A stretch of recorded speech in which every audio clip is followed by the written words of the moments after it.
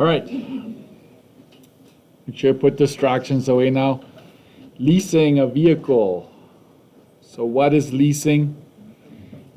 It is similar to renting, right? You're renting the cars, so to speak, for a number of years. Usually it's at least a 2-year lease. You're paying for the depreciation and the use of the vehicle. You have the option to buy the car at the end of the lease. And first, I'm going to switch colors from time to time because I want things to kind of stick out. Leasing is considered an alternative to financing, right? Both are going to have payments involved. But leasing is cheaper in terms of monthly payments. The monthly payments are lower, I should say. It's not cheaper, it's just lower. What is included in your payment? The lease payment, the manufacturer, they'll take into consideration what the depreciation will be of the car. They have a pretty good idea how much it will lose in value. They know that you're going to probably wear it out a little bit. The seats aren't going to look brand new. There's going to be some scratches most likely, right? Things are going to wear out and then it's harder to sell, so they'll take that into account. They'll look at the mileage that you've accumulated, and of course they want to make a little bit of profit, right? So these are one of the main components that they factor in when it's about to figure out your payment, your lease payment, okay? What do they do with the car when you return it? They sell it. They sell it. Like if you ever buy a used car, that's usually a lease. It could be a lease. It could also be a trade-in, of course, but quite often it's a lease. Some definitions. I have to add this because it's there are new terms that they throw at us sometimes.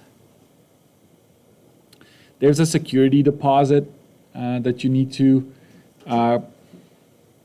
right, covers damages.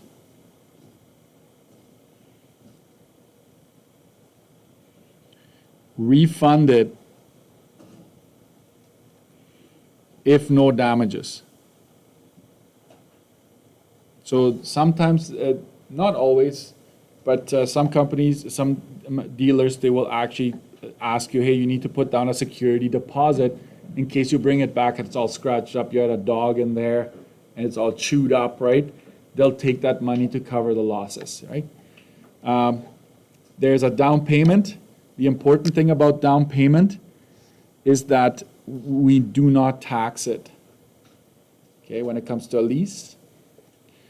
The lease payment, this is taxed 12%. The term of the lease is simply how many years or how many months you will be using it, aka sometimes it's known as the maturity date.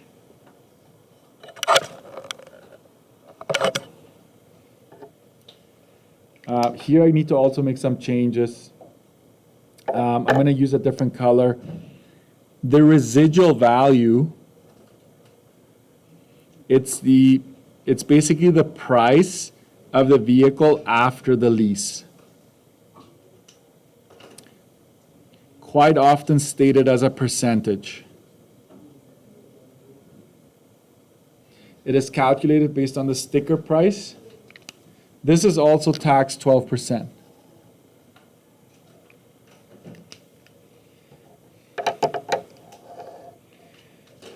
This is where I need to make sure you understand.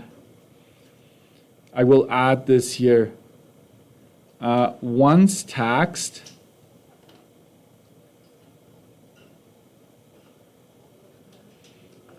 it is called the buyout.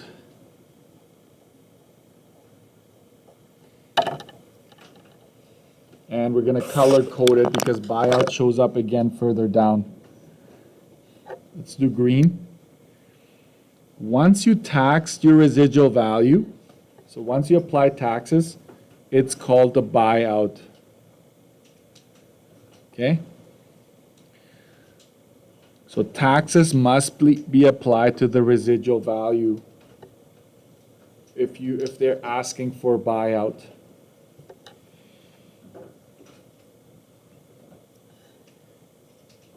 So there's residual value and there's guaranteed residual value. They kind of mean the same thing. What do you mean with kinda? Guaranteed residual value, it's usually a dollar amount. Like they'll tell you it's a fixed dollar amount. When you sign the contract, they'll tell you when you're done your contract, it's going to be this much money to buy it. Like they'll give you a money amount. Okay, $18,000. This is also going to be taxed 12%. In the world of leasing, guys, everything is, if something is taxed, it's always 12%. There's no 5 or 7%. It's 12% or nothing. Okay? The down payment, not taxed. Everything else, 12%. Then there's I'm going to switch colors here. The mileage cost. Okay? Mileage is its own little world. Okay? And this is the biggest downside of a lease. The biggest downside is that you have a limit on the amount of kilometers you can drive. There's a mileage restriction. You just have to read carefully, please. Sometimes it will tell you that they allow you to drive a certain amount per year of lease. So if it's 10,000 kilometers per year, and you lease it for 3 years, you're allowed 30,000 altogether, right? That's how much you're allowed. So a 3-year lease would be 60,000 or a fixed amount. Sometimes it'll just tell you 100,000 for the whole term. Like they'll just give you, this is how many kilometers. If you go past it, we'll charge you extra, okay? And they'll state the cost per kilometer that you go over if you surpass the limit. This is taxed 12% as well.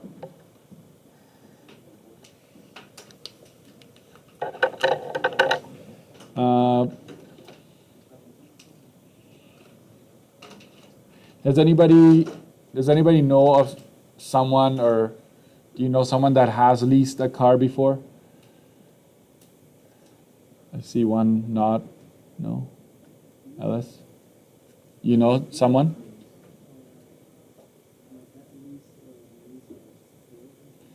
Was it for business or just for personal use? You have no idea? Okay. So a lot of companies like MTS, even the government, they will often lease cars. And this is why every 2 to 3 years, they'll just return them and then get new ones. Why would you want to do that as a business? Do you have to worry about breakdowns? Not as often, right? If you always have a new car, breakdowns are not an issue, right? And for businesses, you get to write it off. You get to write off the payments. If you're a real estate agent, you get to write it off, right? So for business purposes, it's actually very beneficial. Personal use, I hate to say it, I'm not a big fan of leasing, okay? I'm just gonna say it, I'm biased, but here it is. 46.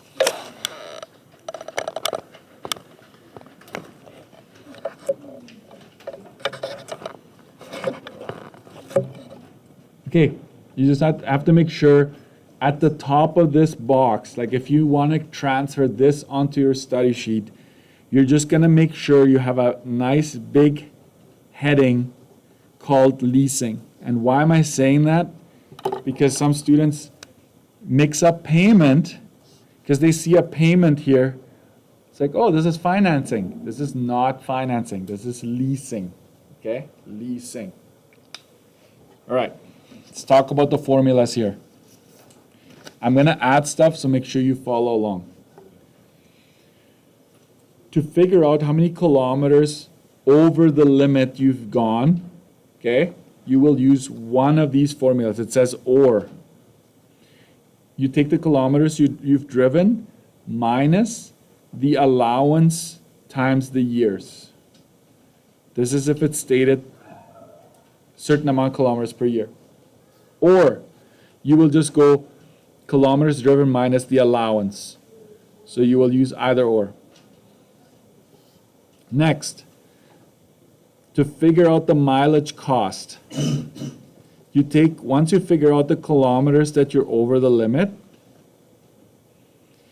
then you go kilometers times the rate per kilometer times 1.12 if you want after tax. I'm going to highlight this.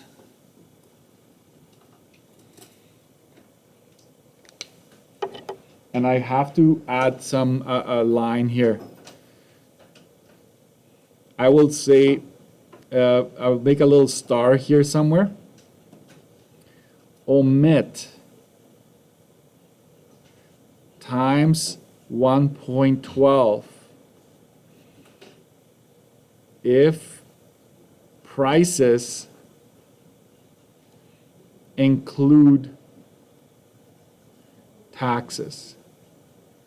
And the reason I'm going to tell you that is because it's actually a very common thing that, why is it all crooked? Sorry guys, there you go.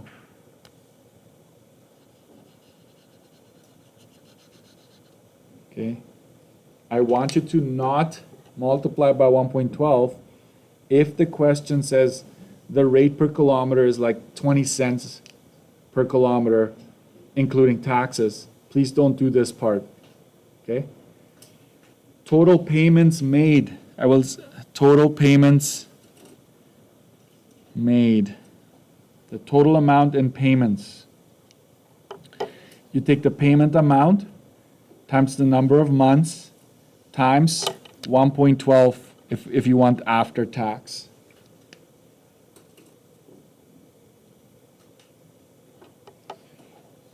This is the one that brings it all together. The total lease cost. You take your down payment, you take all of your payments combined. This bracket right here, I'm going to put it on top here.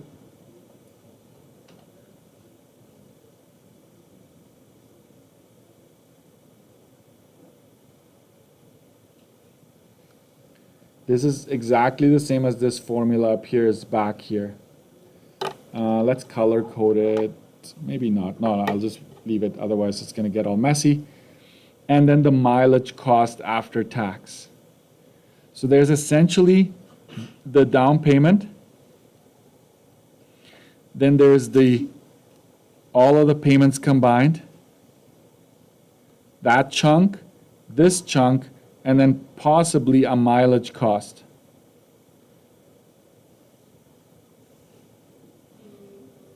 Okay.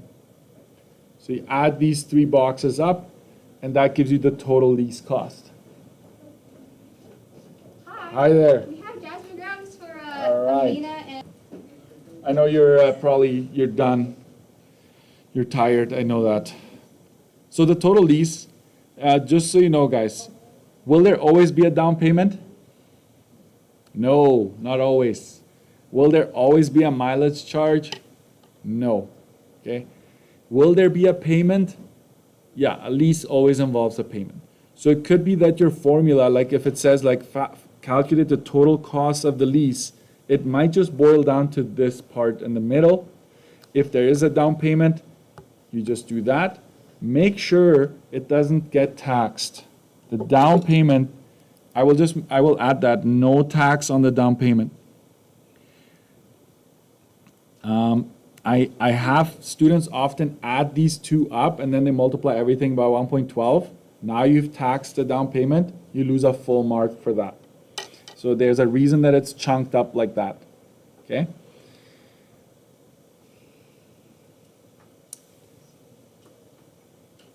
You're good?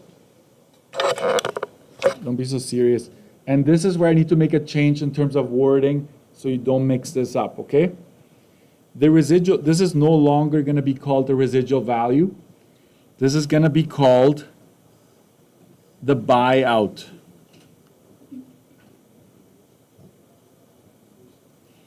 The buyout, like how much you're going to pay when the lease is done. We take our residual value and we multiply it by 1.12. This is the buyout. And I'm going to give you an example of what the residual value is. Let's do a quick example here. Example. If the price of the car, brand new, is 50 grand. When you sign that contract, you're like, I want to lease this car, they will tell you, well, just so you know, brand new, it's $50,000. They then might say that the residual value is going to be 80%.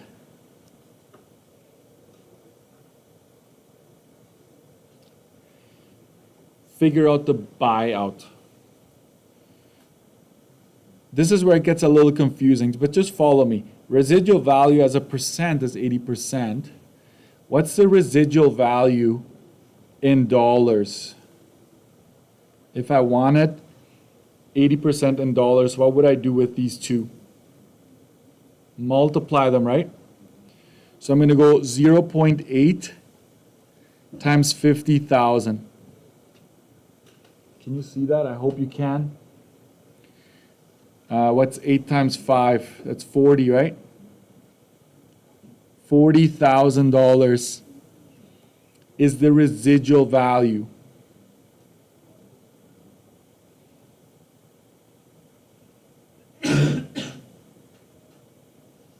So if the question says the car brand new is 50,000, the residual value is 80,000, and they ask you for the buyout, what will you do to this amount to make it the buyout?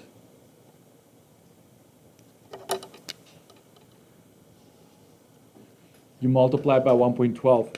So using this example, the buyout would be $40,000 times 1.12. Okay, let's color code this here. This 40,000, once you know what the residual value is, you just have to add taxes to it. And I made this one up, so 44,800 is the buyout.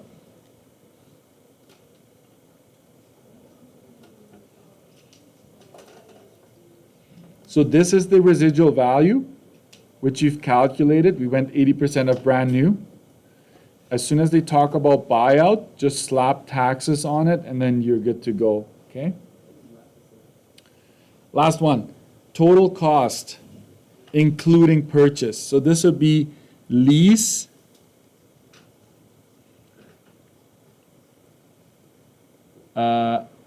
let's turn that off, okay? Lease, then purchase. That's what this is. So you would somehow figure out the total cost of the lease, which by the way is up here,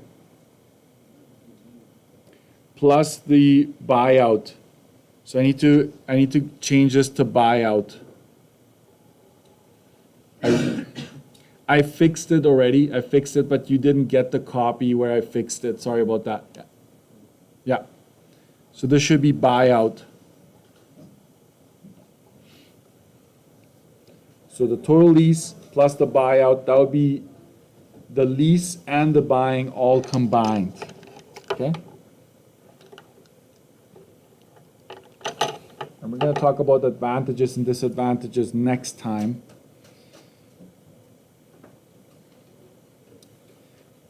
I'm going to stop here.